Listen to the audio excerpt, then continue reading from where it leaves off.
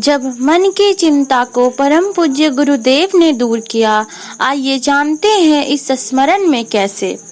सन 1981 की बात है। हम पतरातू में रह रहे थे।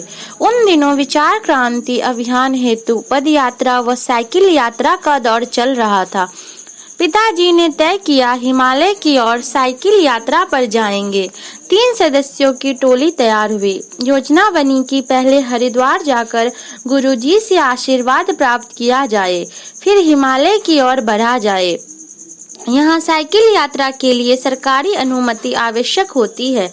तीनों ने एक साथ आवेदन किया, मगर अनुमति मिलने के बाद टोली के अन्य 2 सदस्यों ने किन्हीं निजी कारणों से यात्रा स्थगित कर दी। पिताजी की उम्र एवं स्वास्थ्य का विचार कर हमने उनसे आग्रह किया कि वे भी अपनी यात्रा की योजना त्याग दें, पर वे नहीं माने। हमने उन्हें यात्रा स्थगित करने, ट्रेन, कार द्वारा हरिद्वार तक चले जाने आदि अनेक प्रकार के विकल्प सुझाए, पर पिताजी जिद्दी स्वभाव के थे।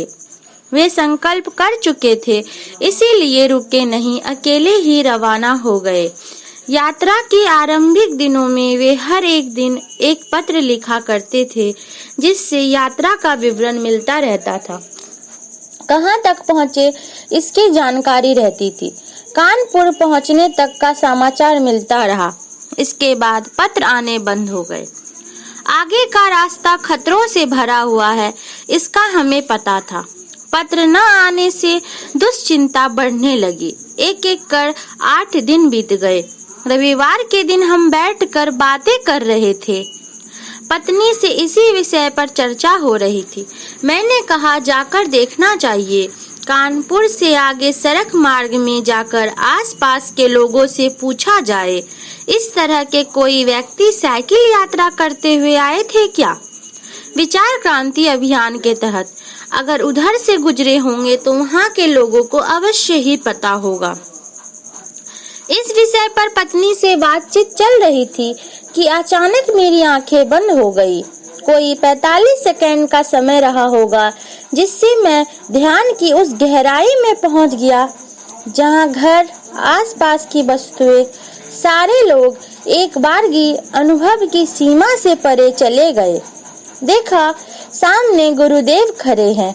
वे कह रहे हैं, बेटा श्रीकांत हरिद्वार पहुंच गया है, वो सुरक्षित है, चिंता मत करो।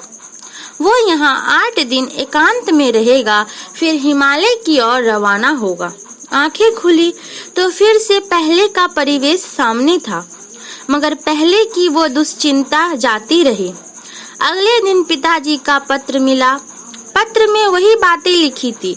गुरुजी ने कहा कि 8 दिन हरिद्वार में रहकर फिर आगे की यात्रा पर निकलना। मेरे ध्यान में आकर दुश्चिंता मुक्त करना गुरुदेव ने क्यों आवश्यक समझा होगा। सोचने लगा तो समझ में आया, भावावेश में आकर यदि मैं पिताजी को ढूंढने के लिए निकल पड़ा होता तो स्वयं के लिए ही खतरे मोल लेता।